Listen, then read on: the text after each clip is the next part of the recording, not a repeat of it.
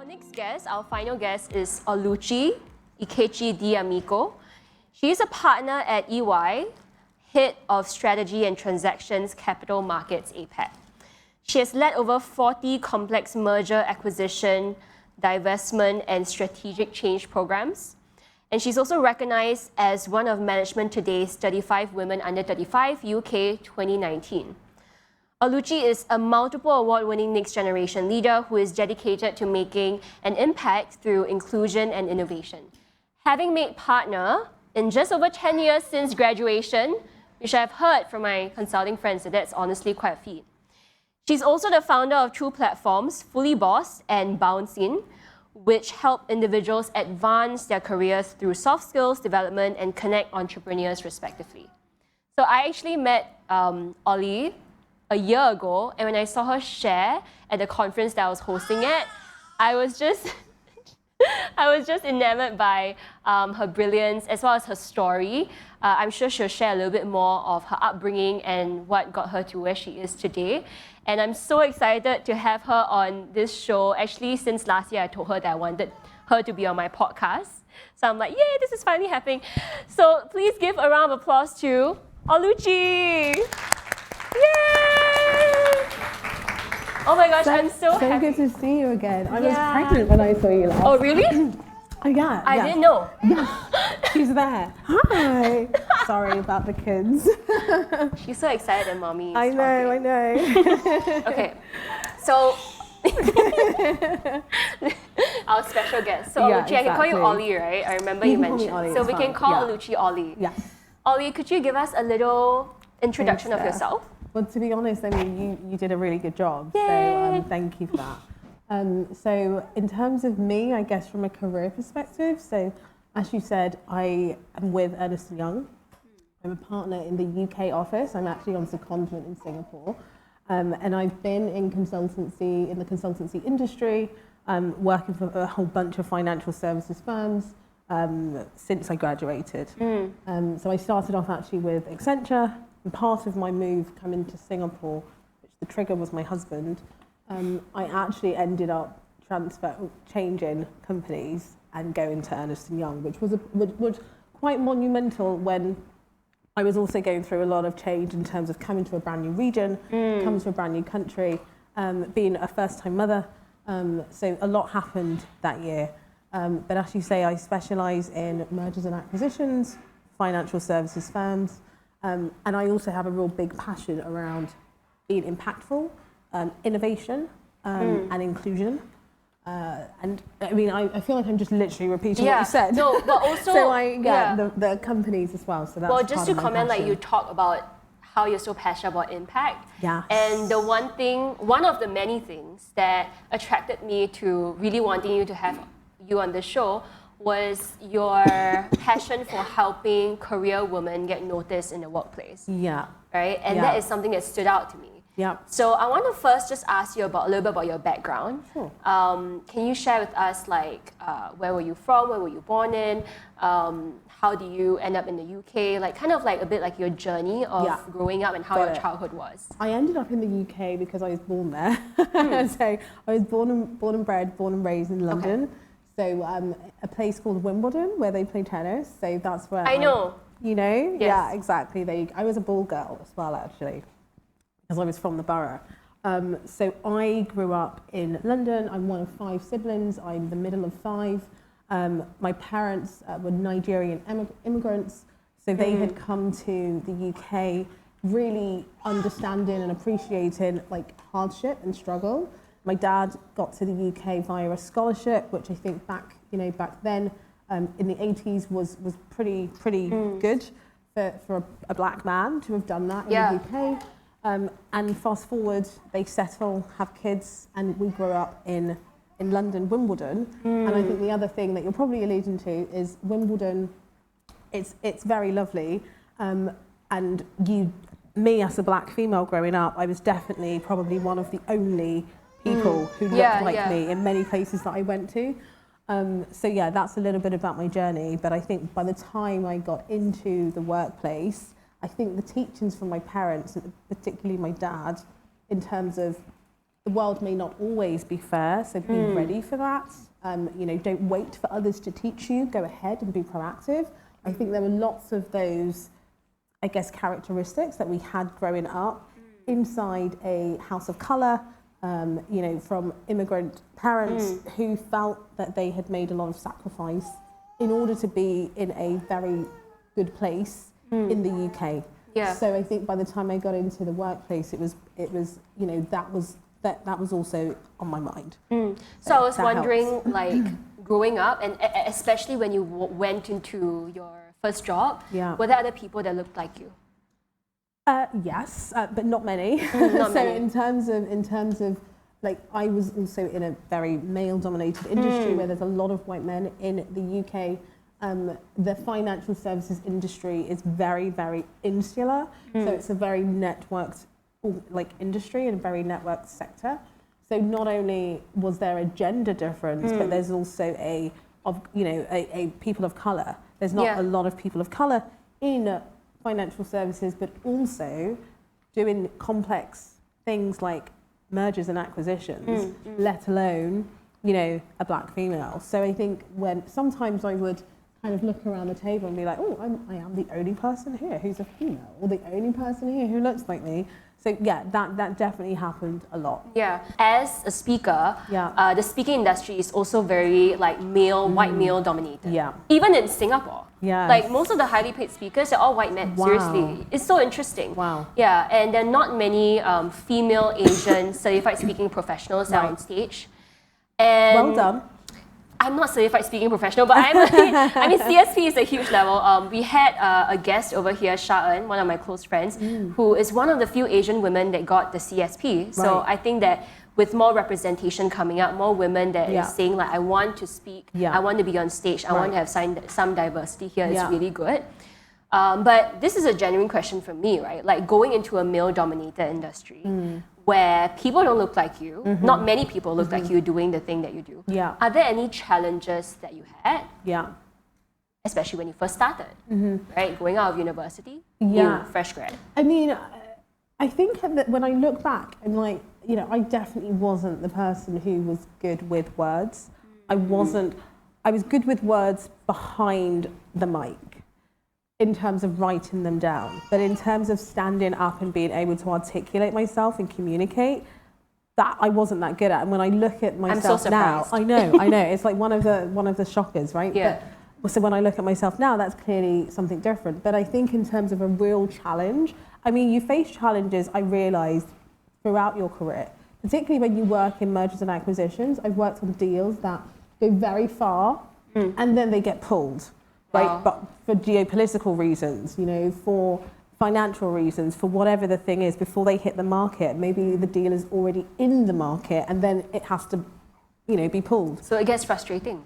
It does. You work so hard. The thing that you realise is uncertainty is your biggest friend in business. So to be uncertain. I think we need to even just say that again. Because so just to be calm. Yeah, well, especially just saying in Singapore, at least my Singaporean Asian mentality, I have things planned out for me, like years in advance. I'm like, I want this, then this, then this, and like that step number 2 did not happen. Exactly. Oh no. What do we do? It's so fallen how over. do you make uncertainty your friend? I mean, seriously, how? No, 100%. I am you ask anyone, a very meticulous, organised, like logical person.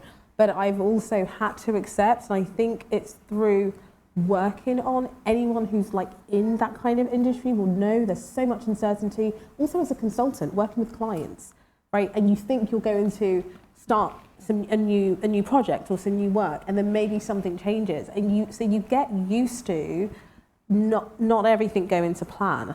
And I think once that becomes a kind of a mantra, the challenges that you talk about in terms of your question are not that big of a deal. So for example, in my career, which has now been going for 15 years, I kind of say to myself, well, look, unless it's something really, really big, it's then an everyday challenge that I'm always going to kind of welcome and just be ready to, you know, like in tennis, bat it back. So I can think of probably 3 core challenges in my career. Once when I started and I just didn't fit, I was super junior, literally just started, and I didn't necessarily kind of like feel included or welcomed like in the team.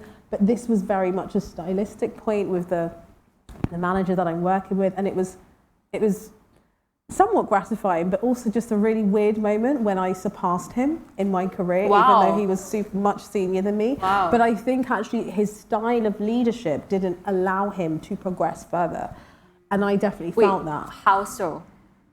He was very much, I'd say, like a bit of an autocratic, as opposed to somebody who I would say is focused on impact leadership, right? Somebody who you don't need to have the best technical skills, and I know we're going to get into that, but actually if you've got some technical skills, what else do you have? I look for the potential. Yeah. I look for the potential and your ability to have impact. And I think then if we are creating those safe environments for people, you're likely to flourish more. Yeah. Right? Yeah. So I definitely want to go deeper into the technical skills and soft skills as well that you're so big on. Yeah. But a question came to mind, which is I can see that we have majority women here, but there are a couple of men. Ultimately, I think we all have our own leadership style that we will groom along the way. Yeah. How do you find yours and one that is authentically you? And I'm asking this because I think our stereotypical idea of leadership, especially one that is a lot more like with male traits, is very like, I tell you to do this, you do this. It's very more top down, of course. as opposed to empathetic leadership. Yeah. So how do you find your style of leadership and respect your authentic self? I laugh because, we've all had our bits of command and control in terms of leadership stuff. I certainly did. At the beginning of my career, I wanted the person in my team to, do the thing like I wanted them to do it, right? Yeah. And I realized over time that wasn't helping to create a place where they could feel like they could fully express themselves, even if they had a great idea. And I think, you go through for me, it was definitely a mixture of life events, but also professional events in the workplace. And just emulating people and going, oh, no, I want a bit of that, or don't want that. And intentionally thinking about the type of leader I wanted to be. And it goes back to that kind of innovative, you had the Benjamin before, kind of entrepreneurial mindset. Sometimes the best ideas come from, the worst ideas, actually, right? In terms of like when you have an inception idea, it may be something that, as I think you were saying, it may not work out, but actually what can you turn that into? Yeah. And I think I realized the power of authenticity and also vulnerability, which is something I didn't necessarily have growing up in a Nigerian household. It was very much, shoot for the stars because what you've got to I feel like it's what we share, similar. Do you agree that, in Singapore as well, it's very much, okay, you didn't do well in your test. It's not, hey, how do you feel about it? You might be crying, but okay, what can you do better? Right. We're always thinking, what can you do better, the next step? There's a lot of similarities between African and Asian cultures, so that is definitely for sure one. And I think, so I think for me, it was a case of, okay, do better, and have the quality of the work amazing. Then I realized, it doesn't really work like that. Oh my God, I'm going to get so much more if I changed my leadership style to be far more impactful. And in order to do that, I had to be far more vulnerable. And I was, much more of a closed book. You couldn't necessarily, I remember a colleague said, Ollie, we know, way more about us than we do about you. And he's right, because I kept everything close to me. Wow. I didn't want you to see my weakness or failure or anything like that. And I think the more I started sharing stories, the more I started being empathetic, the more I started really, all of that stuff, the better that kind of the leadership style became. So for me now, I define myself absolutely as a next generation leader, as an impactful leader. For me, it's about creating environments where people want to work towards my mission. And if we're talking about work-life balance, I cannot get the things that I get done without my team. When it comes to any form of promotion or anything like that, the first thing in my head is, who am I going to be taking out for dinner? Who's my squad, right? So that's the type of shift, I think, from a leadership perspective. So in Fully Bossed, which is you know, really coaching people in their career and how to make a mark in their career. Yeah. What do you think are like the top soft skills that you feel everybody needs to invest time in learning, especially like if they just started working? So let me just start by giving the context. So yes, so career coaching, and the mission is literally to help people advance their careers, accelerate their careers using soft skills. So that for me is the operative thing. Why? Because you talked about my my journey to partner in just over 10 years. And when I made it, people would ask me, how did you do it? Like, give me the specifics. And each time I answered the question or tried to think of my answer to the question, it wasn't, oh my God, I was like an amazing merger and acquisitions expert or an amazing financial banking expert. It was the fact that I had that, but I also had the ability to brand myself or the ability to communicate or influence or negotiate. There were lots of things I didn't have that I learned from, but everything I was thinking of was a soft skill. Yeah. So I was like, okay, let me test this further. And then I spoke to a whole bunch of my clients, C-suite, CEOs of the world's largest organizations, and they confirmed how they got to their spot was also leveraging soft skills. Harvard Business Review wrote articles year upon year on how the world's, you know, top organizations, the CEOs in the world's top organizations all leverage soft skills.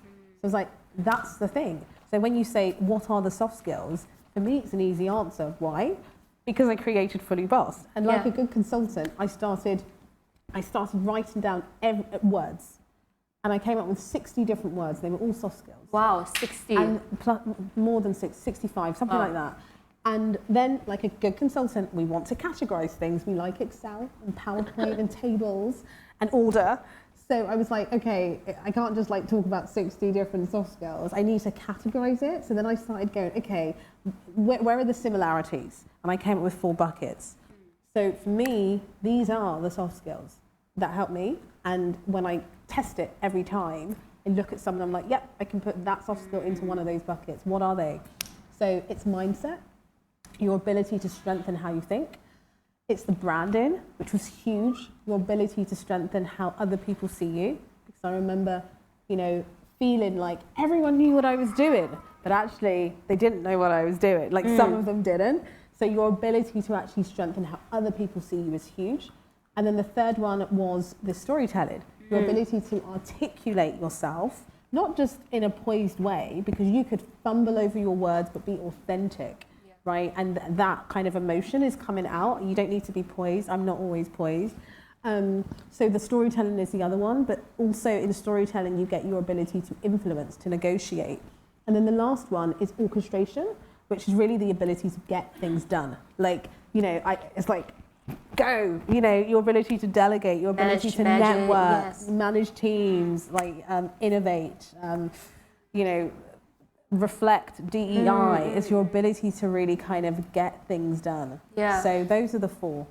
And also Ollie, she posts so many of these videos as well as, you know, like insights on each of these 4 categories on her Instagram. I do, at Fully Bossed. Yes, my team helped, but yeah. Really nice videos done, as well as like articles on your website as well. Yeah. And I think I want to wrap up by really having you share about your audit that you have. I think it's going to be shown on screen. So the Fully Bossed audit. Could you just share a little bit about how this audit will help us over here? You mean the blueprint? Blueprint, yes. Okay. The blueprint. So I think that is essentially a framework that I mentioned in terms of these are the kind of the 4 different pillars of soft skills. Yeah. And if you look at the framework, then you'll get the mindset, the branding, the storytelling, the orchestration, because that kind of wraps everything together. And the 60 plus different soft skills that I mentioned are basically boxed in the different areas. And what we do is when we're coaching, it's either, you know, someone may say, I want coaching on something specific, like a CV, or like I'm preparing for an interview or promotion, or somebody may say, I want to just be way better on mindset and build my confidence or be able to articulate myself. So this is for me, it was a way to articulate soft skills in a way that I hadn't seen done before. It was a way to articulate a framework and then basically have that framework be the pillar of everything we do, whether it's the coaching, the speaking, the training, you know, and the videos, it's all on one of those This blueprint topics. is so powerful because when we're in school, we learn all the hard skills. Oh my God, exactly. that's but exactly you it. don't have a blueprint for soft skills. No, you don't. You yeah, don't. and I think it's so important that this is created out of your years of experience Totally. navigating the workplace where it's very male dominated. Right. You look different. That's it. And I you literally really wanted need it to to be be- heard and create an impact. And this is the Exactly. blueprint for that. It is, and it's just a teaser because you can access it online. But behind it, like in some of our training modules, which will be launched this summer, is the kind of the full kind of vault of all the different tips, the templates, the tricks, etc. But again, you can get a lot of that on the various different videos, but this is just a place to kind of home it all together. So 2 things you guys need to do: go and follow Ollie on at Fully Bossed on Instagram, and also download this blueprint, because every time I see your videos, I gain a new insight. Oh, bless. Seriously, and it helps me with my work and my business, even as an entrepreneur We're all as well. learning all the time. Yeah. I want to wrap up by you just sharing one sentence that you feel you want to share with people who are just struggling at work right now, maybe in terms of like navigating tough conversations, or they're just feeling that it's hard to be seen and heard. What would you say to them in one sentence? Don't be afraid to ask for help. I have always asked for help in my career. I asked for help too much, probably. You know, my husband is bothered. But it got you here. Can you help me? Can you help me? Can you help me? I'm always asking for help. So don't be afraid to ask for help. It did get me here. You know, none of my milestones in my career were done alone. That's so important. None of them were done alone. And even if it's, I need help getting back into the workplace, I need, you know, help navigating a tough conversation, I need help, you know, a really easy way to kind of get the help is to ask someone, hey, because you're playing to their ego, this is the influencing, to say something like, hey, I would really value your opinion on XYZ because I'm having a challenge on it. I would love to get some coaching from you, right? Something like that. The way you frame it Ask once for again. help. Again, exactly. It's And the I way you frame think it. we need to remember that nobody is 100% like a self-starter, do it all by yourself. Absolutely. Nobody is successful. It didn't just magically happen like that. Yeah, exactly. Thank you so much, Ollie. And I think there's so much more that you can share, but please, guys, go and follow Ollie, and I'm sure she'll be willing to link up on LinkedIn as well, because Ollie gives really good perspectives. Awesome. Thank you so much, Ollie. Thank you for having me. Thank you. Thank you so much. Bye. Bye. All right.